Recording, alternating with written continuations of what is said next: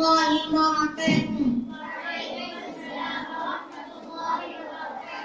آج میں اس جلسے میں یوم جمہوریت کے بارے میں ایک تقریر عرض کرنے کی سعادت حاصل کر رہا ہوں۔ ہندوستان میرا ملک ہے، تمام ہندوستانی میرے بھائی بہن ہیں۔